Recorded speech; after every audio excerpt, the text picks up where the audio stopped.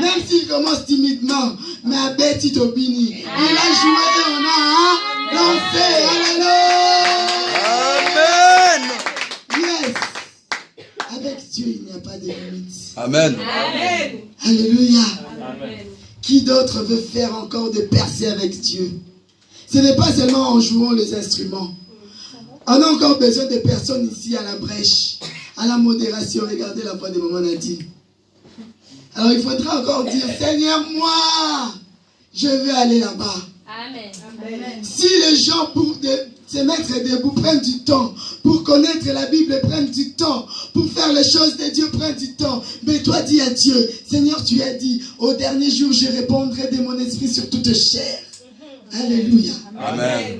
Réponds-moi ton esprit, oins-moi de ton huile, pour que moi aussi je me tienne à la brèche. Alléluia. Amen. Et que je parle de ta part. Amen. Alléluia. Amen. Ce n'est pas seulement les instruments. Il y a aussi la parole de Dieu. Alléluia. Amen. Il a dit, il le fera tel que toi, tu vas lui dire. Alléluia. Amen. Il le fera. Si toi, tu te dis, ah, je ne peux pas, tu ne sauras rien faire. Amen. Mais si nous sommes de ceux-là qui disent, nous sommes réellement des personnes vivantes. Une personne vivante, elle n'est pas morte. Là où elle est, la personne vivante, on sent qu'il y a la vie. Amen. La Bible dit, l'Esprit de Dieu en nous est vie. Alléluia. Amen. Et si réellement dans cette cité, il y a la vie, il y a des personnes qui vont percer. Comme notre frère Jouvet. Amen. Et je sais qu'il ne va pas s'arrêter là. Amen. Ça, ce n'est que le début du commencement. Notre frère va toucher le micro. Et le Seigneur va parler au travers de lui. Parce qu'il veut les choses de Dieu. Amen. Si tu veux les choses de Dieu, le Seigneur va te déverser en abondance. Alléluia. Amen. Et que cela soit ainsi pour chacun de nous. Amen. Gloire au Seigneur. Nous allons passer encore à un moment de gloire. La Bible dit, il envoya sa parole et sa parole guérit. La parole de Dieu, elle vient non pas seulement pour nous guérir, mais des fois on a des mauvaises conceptions. On a ce que les hommes nous ont dit, mais on a besoin de la parole de Dieu pour venir nous corriger. Alléluia. Amen. Et il faudrait l'écouter. Il faudrait non pas seulement l'écouter, accepter cette parole. C'est pourquoi nous allons nous incliner dans la prière. Nous allons dire, Seigneur, parle-moi. Je vais écouter et accepter ta parole. Que ta parole révolutionne ma vie. Que ta parole change ma vie. Que ta parole me transforme, mes bien-aimés. Nous élevons la voix et nous prions au nom de Jésus-Christ. C'est vrai, Seigneur, ta parole éternelle change. Éternel Yahweh, là où tu passais, il y avait toujours des miracles. Seigneur, les miracles, c'est toi. La Bible dit, au commencement était la parole, et la parole était avec Dieu, et la parole était Dieu. Toi-même, tu es la parole. Toi-même, tu es la délivrance. Toi-même, tu es la correction. Toi-même, tu es la vie, la bénédiction, la lumière qui éclaire nos sentiers. Oh Jésus. Viens nous éclairer par ta parole. Que ta parole nous change. Nous ne voulons pas rester éternels et des anciennes personnes. Nous voulons être des personnes régénérées par ta parole. Des personnes changées par ta parole. Oh Dieu, que nous aimions ta parole. Nous allons demander à notre sœur Doria de bénir encore ces instants de la parole. De bénir l'homme de Dieu qui va parler de la part du Seigneur. Que le Seigneur puisse le oindre encore de son huile fraîche pour que nous puissions recevoir les oracles du Seigneur. Nous écoutons la prière de notre sœur. Père éternel, nous te disons encore merci pour ce moment que nous venons de passer. Papa, nous te recommandons la parole. Nous te recommandons ton serviteur. Papa, ouvre nos têtes, ouvre nos cœurs, ouvre nos oreilles afin que ce message puisse demeurer dans nos cœurs. Qu'il puisse nous toucher, nous changer. Que nous ne l'écoutons pas seulement, mais que nous appliquons tout ce qui va se dire. Touche ton serviteur, Seigneur. Règle sa parole, règle sa bouche afin qu'il puisse transmettre ton message entièrement. Alléluia. Touche-le, Papa, qu'il ne soit pas déconcentré par quoi que ce soit, que nous ne soyons pas déconcentrés par la fatigue, que nous ne soyons pas déconcentrés par la faim, par d'autres idées, Papa. Que nous puissions être concentrés sur ton message, concentrés sur toi seul. Que ton nom soit élevé pendant ce moment. Et nous tous nous disons Amen. Amen. Est-ce que nous sommes prêts de recevoir la parole du Seigneur? Amen. Si nous sommes prêts, nous appelons l'homme de Dieu, l'apôtre Timothée, et nous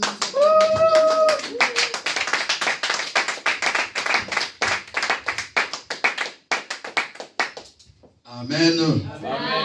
Amen. Amen.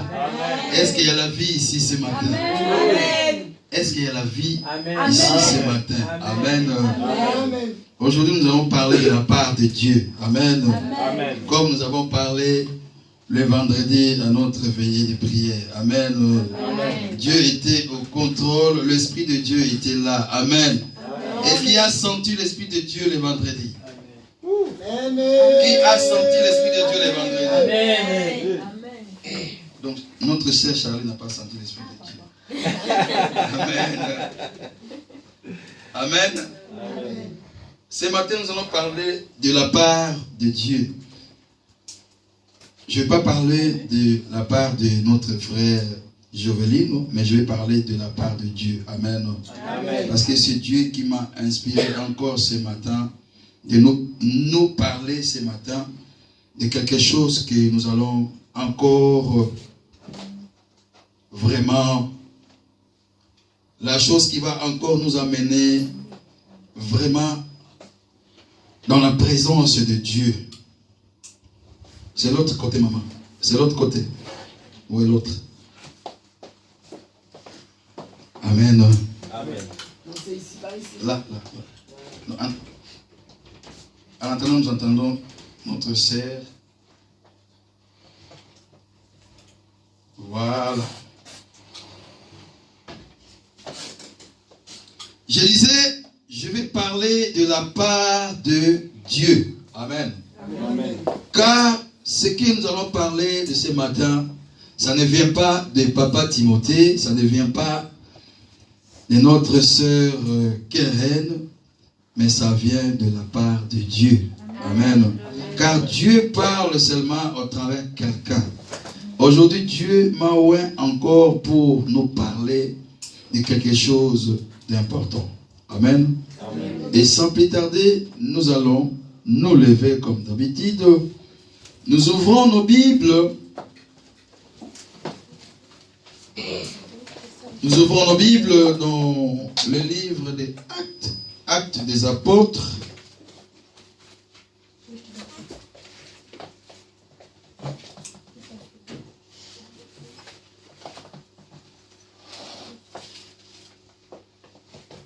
Dans le livre des Actes des Apôtres, chapitre 3.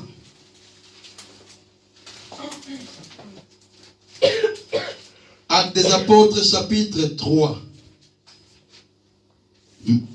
Notre frère Mathis, on s'élève. Amen. Nous allons lire du verset 17 jusqu'au verset 20. Et je demanderai à 4 personnes de pouvoir faire la lecture de ce matin. Actes des Apôtres, chapitre 3, verset 17 à 20.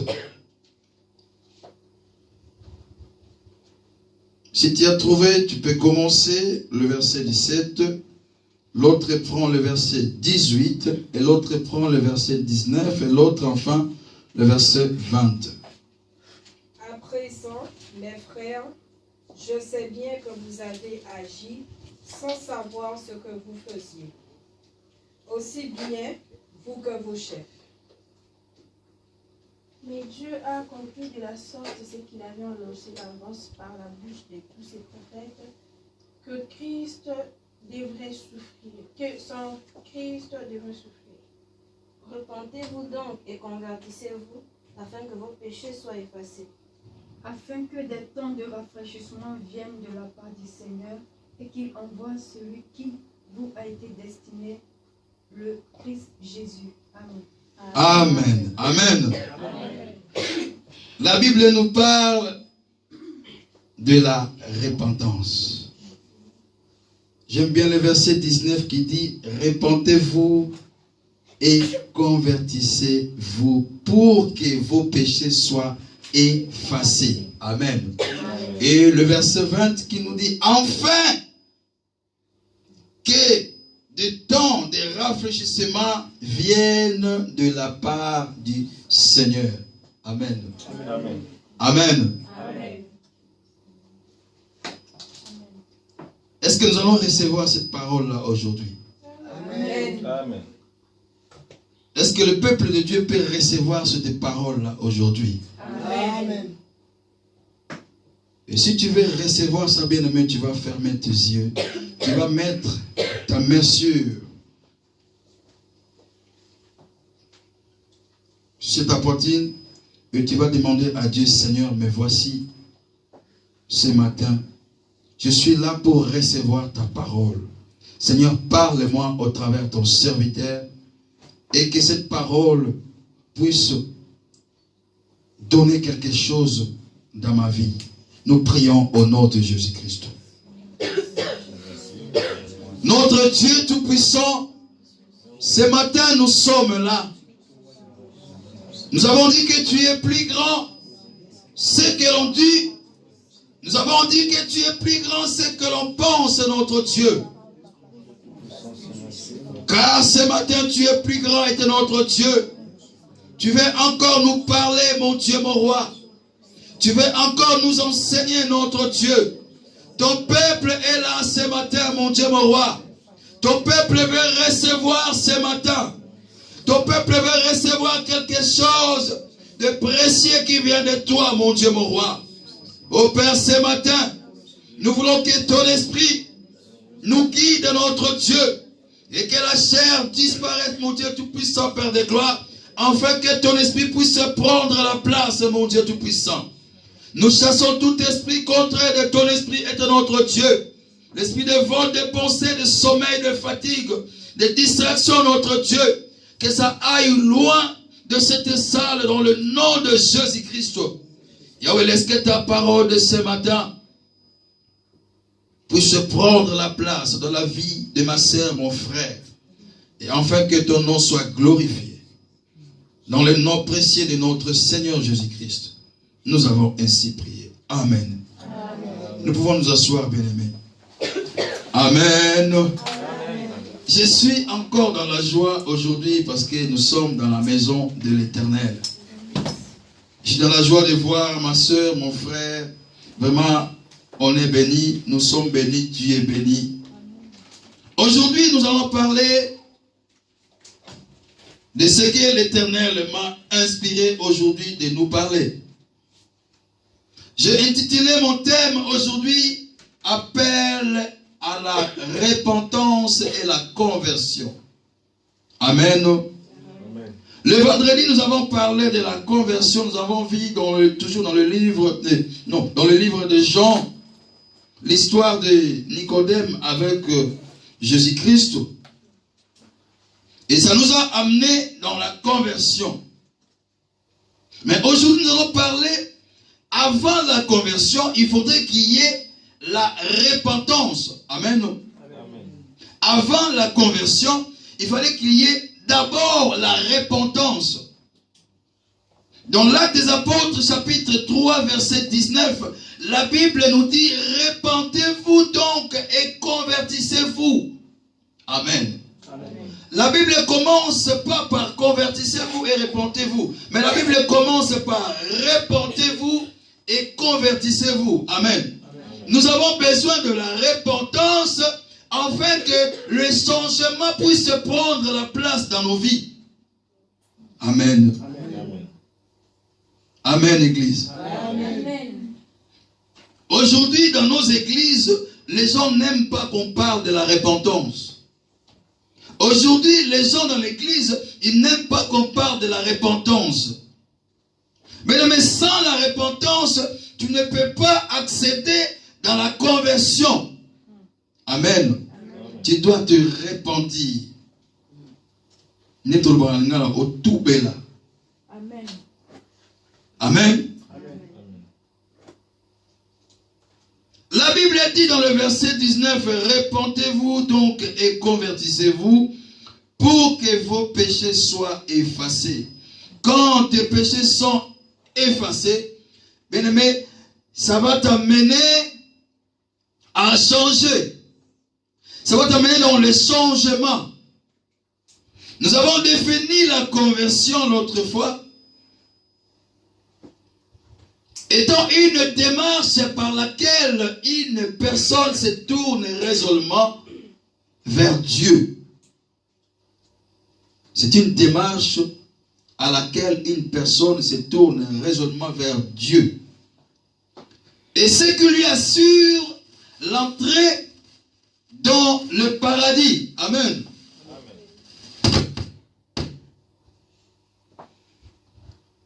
Ce qui va nous assurer notre entrée dans le paradis et le pardon de nos péchés.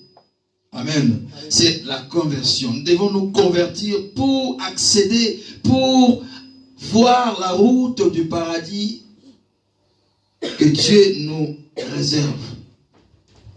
Mais là, nous devons savoir quelque chose aujourd'hui, ce matin. Tu dois savoir ça ce matin. Peut-être tu le sais, mais je vais encore te rappeler ça. La conversion est précédée d'une repentance. Donc la conversion est précédée d'une repentance. Donc c'est-à-dire avouer de ses péchés à Dieu. Amen. Suivi de la demande de son pardon. Amen. Amen. La conversion est précédée de la repentance. Tu dois te repentir. Tu dois demander pardon. Tu dois devenir d'abord naître, sans tâche. Et cela, ça t'amène au changement radical. Cela, ça t'amène au changement que les gens vont voir. Ah, il y a vraiment le frère, il dit, il a vraiment changé. Amen. Même toi-même, tu vas sentir ça. Là, vraiment, j'ai demandé pardon à Dieu. Et Dieu m'a pardonné vraiment. Maintenant, je suis vraiment... je ne suis plus le même comme avant. Amen. Amen. J'aime l'attitude de mon frère Joveline bien-aimé. Si nous tous, on avait ça, et cette église va aller de l'avant. Comme maman venait de dire, notre frère ne savait pas jouer au truc là. Mais aujourd'hui, même l'adoration, il a joué. Je ne l'ai pas montré, mais il a joué. La louange, il a joué. Ça vient petit à petit. Amen. Amen. Cela veut dire que notre frère, il cherche vraiment le changement. Amen. Amen. Demain, les gens qui vont voir notre frère, ils vont dire, ah non, c'est lui là. C'est ça. Il s'est converti. Amen. Amen. Et ce qui... Je ne sais pas encore si il y a eu vraiment la conversion, mais je sais que ça vient. C'est l'homme qui doit chercher ça. Mais ici, on dit, oh, la repentance est accompagnée de la conversion. Amen. Amen. La repentance est accompagnée de la conversion. Lorsque nous demandons, bien-aimé, lorsque tu demandes le pardon, tu demandes le pardon à Dieu. Lorsque tu t'agenouilles pour demander pardon à Dieu, bien-aimé, Dieu va te promettre seulement de purifier ton cœur. Il va aussi nous rafraîchir spirituellement. Il va nous laver. Il va nous nettoyer spirituellement. Amen. Amen. Nous devons savoir une chose. Se détourner du péché peut nous paraître au premier abord difficile. Se détourner du péché, ça nous paraît difficile des fois. Le péché que tu as commencé depuis, mais maintenant tu donnes le dos, bien aimé, ce n'est pas facile. Ça peut nous apparaître difficile. Mais avec l'aide de l'Esprit de Dieu, avec l'aide de lui-même Dieu, on peut. Amen. Amen. Tu peux tourner le dos. Tu peux abandonner le péché. Tu peux tout laisser. Oh. Beaucoup de gens aujourd'hui n'arrivent pas à abandonner le péché. Beaucoup de gens aujourd'hui n'arrivent pas à abandonner la chose qu'elle faisait ou qu'il faisait avant. Et cette chose-là est plus forte que lui. Mais moi je sais que ma Bible me dit, le Dieu, il est le plus fort de tout. Amen. Notre Dieu, il est le plus fort de tout. Il peut tout. Si tu lui donnes confiance, Dieu va faire. Amen. Amen.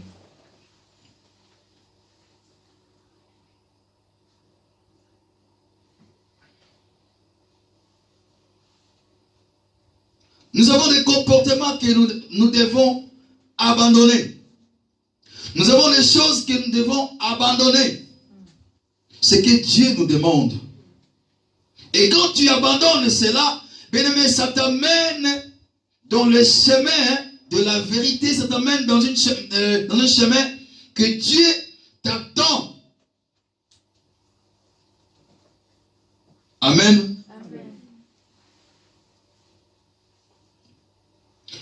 Dans la Bible, si nous regardons, Jean-Baptiste a commencé à préparer le chemin de Jésus-Christ en appelant ses contemporains à se détourner d'abord du mal.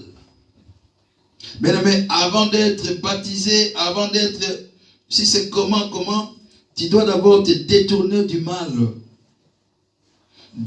Tu dois te détourner de tout. Tu dois tout laisser. Même le message du salut des apôtres comprend aussi la même chose. L'appel a changé d'attitude. La Bible nous appelle aussi à changer nos attitudes. Aujourd'hui, beaucoup de gens veulent bien aimer profiter des avantages de l'association avec Christ. Ils viennent à l'église, ils profitent de tout, mais au fond, cette personne-là n'a pas encore changé. Cette personne-là est encore le même. Mais la Bible nous dit, personne est venu en Christ et resté le même. Amen. Amen. Amen. Tu veux servir Dieu, bien-aimé, abandonne tout. Abandonne tout. Amen. Amen. Amen. Bien-aimé, la clé du pardon, bien-aimé, consiste à confesser. Amen. Amen. Si tu veux que Dieu te pardonne, bien-aimé, ça consiste, bien-aimé, à confesser nos fautes.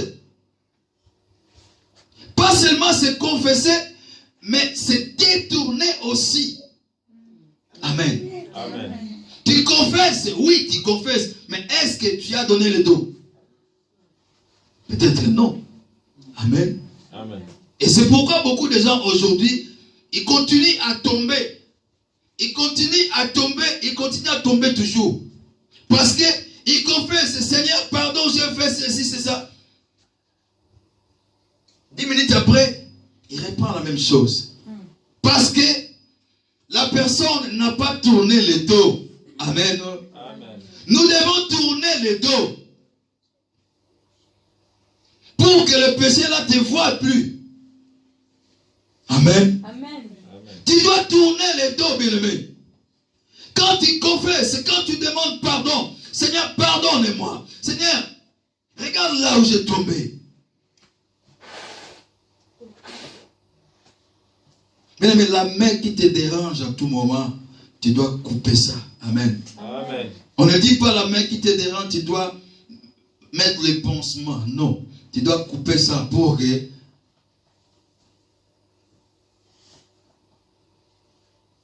le mal ne soit plus là. C'est la clé que je vous donne ce matin. C'est la clé que je nous donne ce matin. Parce que moi aussi j'en ai besoin. La clé du pardon consiste à confesser nos fautes et aussi se détourner. Amen. Amen. Nous pouvons lire ça dans le chapitre 2. Toujours dans Actes des Apôtres, chapitre 2, verset 38.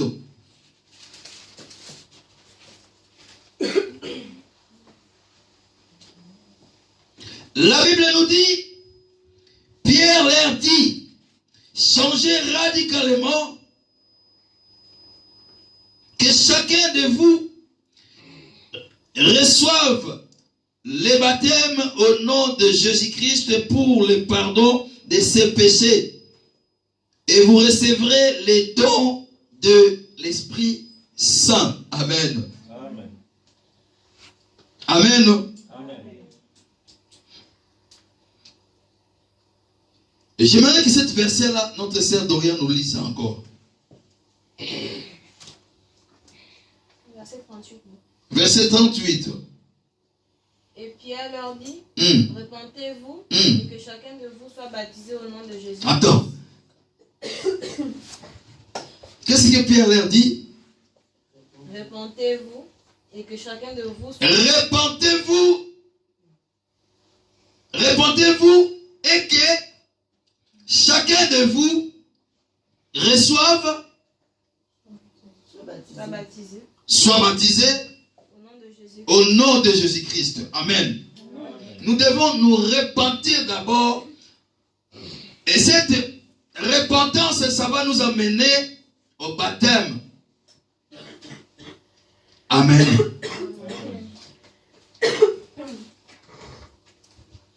Jésus, en mourant sur une croix, notre Seigneur, il a payé pour chaque homme ou une femme.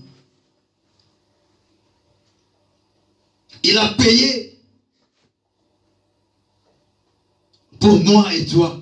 Il a payé pour nos églises aujourd'hui. Amen. Amen. Le reste pour nous, mais il suffit juste que l'homme de demander pardon à Dieu pour que ses péchés lui soient pardonnés. Et quand tes péchés sont pardonnés, bien-aimé, tu dois te détourner. Amen. Amen. La conversion de la Bible est comparée à une nouvelle naissance. Comme nous avons dit le vendredi, la conversion est comparée à une nouvelle naissance. Quand quelqu'un s'est converti, bien-aimé, cette personne n'est plus comme avant. Amen. Or, la nouvelle naissance est une expérience personnelle et indispensable. Sans elle, bien-aimé, aucun homme peut espérer accéder au paradis. Amen. Amen. Jean 3, 3, comme la Bible nous dit, Jésus lui répondit, en vérité, je te le dis, si un homme n'est né de nouveau, il ne peut voir le royaume de Dieu. Amen. Amen. Il ne peut voir le royaume de Dieu. Donc sans la nouvelle naissance, sans la conversion, bien-aimé, tu ne peux pas accéder dans le royaume de Dieu. La nouvelle naissance, bien-aimé, est une facette, bien-aimé, de l'expérience de la conversion.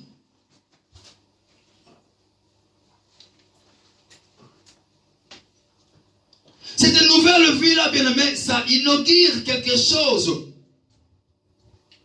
L'inauguration. Ça inaugure, bien-aimé, une vie nouvelle dans ta vie. Une vie nouvelle sans le péché. Une vie agréable à Dieu. Mais nous devons changer. Nous devons changer. Nous qui venons à l'église, bien-aimé, tu dois changer. Il faudrait qu'il y ait une différence. Et cette différence-là, bien-aimé, ce n'est pas que toi-même tu vas dire, ah, j'ai changé. Non, cette différence-là, il faudrait que les gens de dehors puissent voir ça. Amen. Amen. Même ta famille puisse voir cette différence-là. Que vraiment, il y a une différence maintenant. Jovéline d'avant et Jovéline de maintenant. Amen. Amen. Amen. Amen. Amen. Amen. Il faudrait qu'il y ait cette différence-là.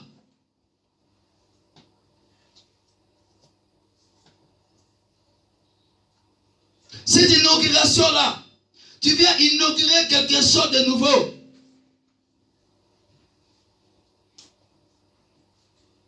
Tu peux acheter un terrain. Beaucoup de gens ont vu c'était un terrain. Mais le jour où tu vas inaugurer, les gens vont voir la maison là, vont dire waouh, waouh, ça a changé ici, hein. C'est ça. Amen. C'est ce que Dieu nous demande.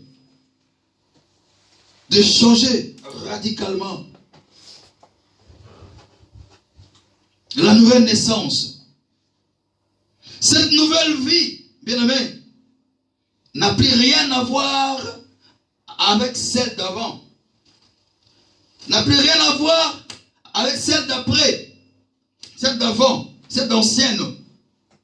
Excusez-moi. La Bible nous dit dans 2 Corinthiens, chapitre 5, verset 17, si nous lisons, si quelqu'un est en Christ, Amen. Amen. La Bible commence, si quelqu'un est en Christ, est-ce qu'on peut continuer?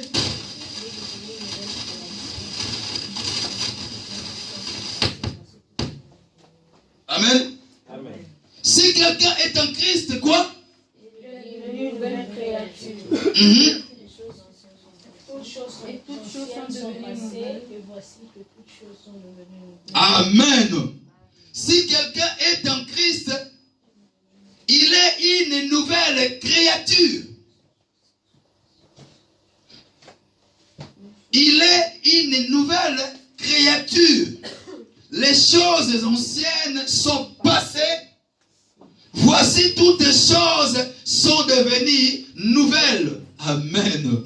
Amen. Voici toutes choses sont devenues nouvelles. Dis-moi aujourd'hui, depuis que tu as Christ dans ta vie, depuis que tu marches avec Christ, est-ce qu'il y a des choses nouvelles dans ta vie? C'est la question qu'on peut se poser.